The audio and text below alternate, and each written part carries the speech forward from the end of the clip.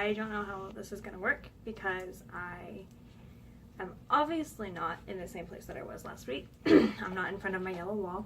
I am the other side of my room because my last video that I had to post like in small increments was on my computer, and my computer has not been fixed yet. So I'm using my new phone, but I have it propped up really weirdly.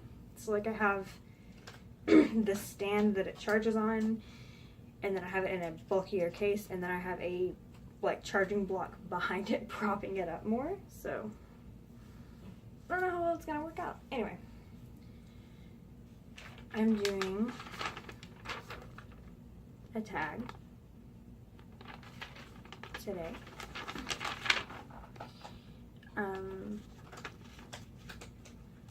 there's fuzz on it. So I'm doing the chronic illness tag, which I've seen a few people do, and I don't know, thought it would be interesting, so that's what I'm gonna do. Oh my gosh, my eyes look really small. Anyway, can you hear me okay? I hope so. So there are 11 questions that I have written down before, or else I usually would just read them off of my phone. But I can't because I'm using my phone to record. So I wrote them down. So the first question are what are you diagnosed with? And I have a couple of diagnoses. Anyway, so the first one that affects me pretty much the most, they all affect me, but the one that affects me pretty much the most is osteogenesis imperfecta. I have type 1 of that, and it's a very, very, very rare genetic bone disease, brittle bone disease, but the way that I have it through a spontaneous genetic mutation, so I'm the only one in my entire family that has this disease, so that makes it even more rare. I have scoliosis, which is abnormal curvature of the spine. So my spine, I have a left curve, so it curves kind of like that. I have an Arnold-Chiari malformation, which is a brain malformation. I have a vitamin D deficiency. I have a circulation disease called peripheral acrostenosis of the extremities, so my hands and feet turn purple because they don't get enough circulation. I have an anaphylaxis allergy to latex, which just means my throat swells up if it comes anywhere near my mouth or my throat, and I have to use an EpiPen. What else do I have? I think that's it. Oh, I have insomnia too. That's a new one, and I'm pretty sure that's all. Pretty sure that's it. The second one is, what do you do at night when you can't sleep? Well, since I have insomnia, I can't really sleep anyway. I have really, really hard time falling asleep, but I take Lunesta to help me go to sleep, so that works. That's how I fall asleep. But when I can't sleep, if I I'm out or something, I usually I listen to music on my phone and try to sleep with earphones in, or I watch movies, or I watch videos on YouTube on my phone. So what's the worst side effect you've had from a medication? So the worst side effects I've had from a medication was the side effects that I experienced from my treatment that I was getting to help with my chronic bone pain from my OI, from my bone disease. I was getting it every 3 months for 3 days for about 3 years, and it's a biphosphonate called permidronate. There's 2 types. That was my dog Luna. There's permidronate, and then there's Zolodrin, and they're both chemotherapy drugs, so they're not supposed to be long-term, and I was on it for quite a while, and it helps with bone density and it helps with bone pain, and I was getting it really for bone pain. But I started developing all these weird what I didn't know at the time were side effects, but weird things. So I started gaining weight, even though like my diet hasn't changed.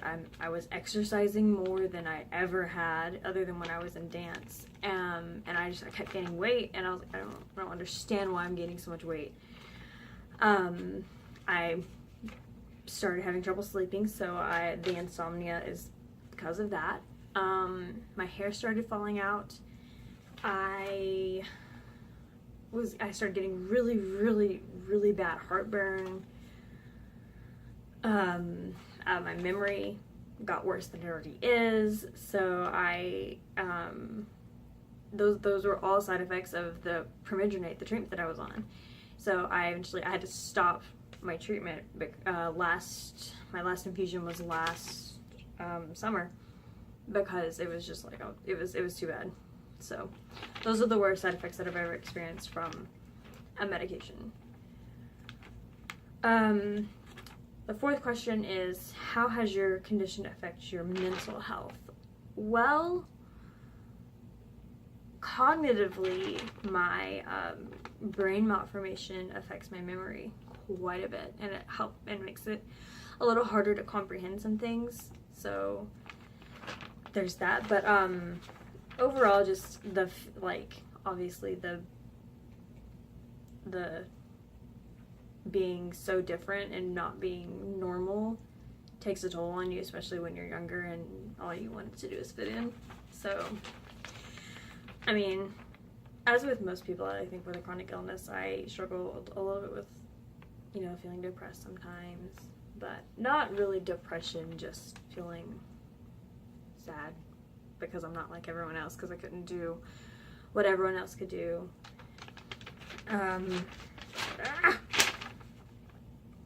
So the fifth one is, describe my social life.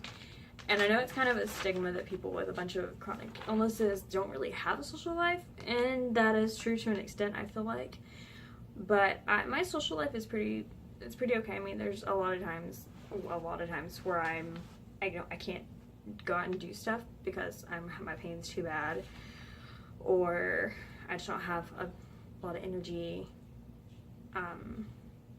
But I have, the friends that I have are really, really, really great friends, and they understand, and they'll, they come over and we'll like watch movies a lot, because they like to do a lot of that stuff, or they like to do stuff that I can do that doesn't drain me a lot. So my social life, it's not great, but it's not terrible either. What is the hardest thing to do when you're flaring? Okay, so for me, in my specific chronic illnesses, I don't have flare-ups because I'm in pain 24/7, and my pain usually is at a 5, like on the pain scale, 1 being least amount and 10 being I'm dying. My pain is usually at like a 5, so like almost like right in the middle, which my 5 is like usually most people's 9. So, but when I'm having, I call them high pain days more than flare-ups, but when my pain is higher than it normally is, so higher than a 5, which it has been for a few days, for a while actually. Really, anything is really that much harder to do when I'm having a really high pain day. But the hardest thing is just getting up, getting out of bed. Walking is probably the hardest thing. I can't, because it's my bones that are affected, so my legs hurt so bad that I just can't walk. Do you worry about the future? Yes, but not in like the sense of my bone disease or any of my illnesses. I just worry about the future because I think everyone does. Like, I don't worry about the future any more than normal, just because I know,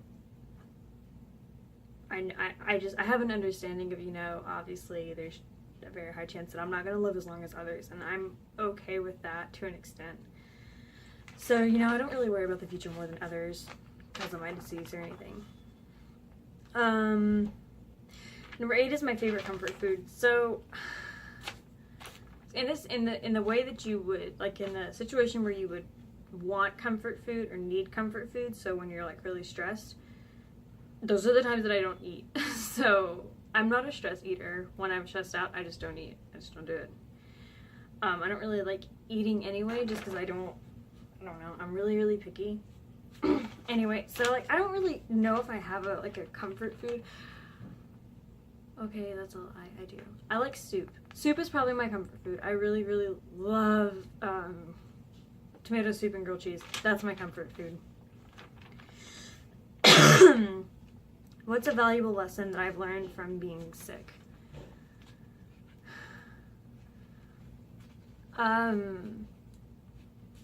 To not take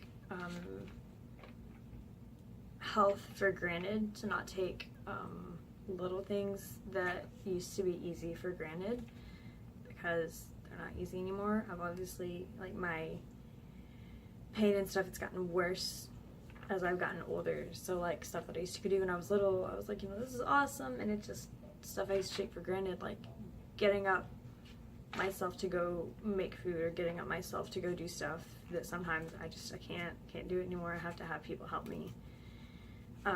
Just little things like that. That's what my illness has taught me. And to embrace being different. This paper! 3 things you missed that were taken from you from being sick.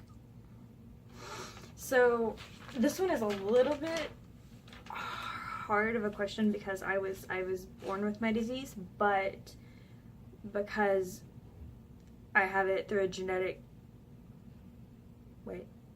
through a genetic mutation, we didn't find out that I had OI or anything else until I was 6 years old, on my 6th birthday, whenever I was diagnosed.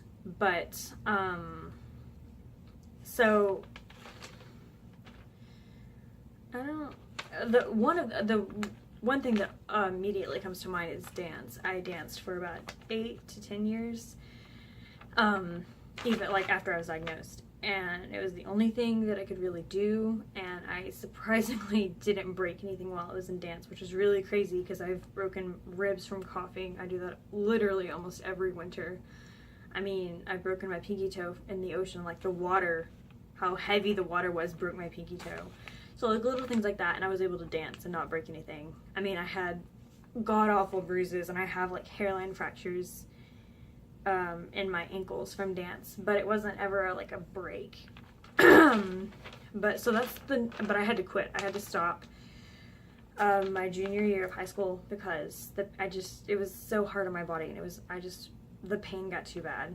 So I had to quit. So that's the one thing, but I can't really think of anything else that was taken away from me because of my disease. I mean, time, probably, which is a weird one, but if you really think about it, I mean, there's been a lot of times where me and my family will go and do stuff like, last Christmas is a really good example. We were all going to look at, there's it's like a Bible college. It's a good sized campus, and every Christmas they have this really like extravagant, like beautiful, like light displays, like crazy like stuff. It's called the Rima lights, and it's so pretty. And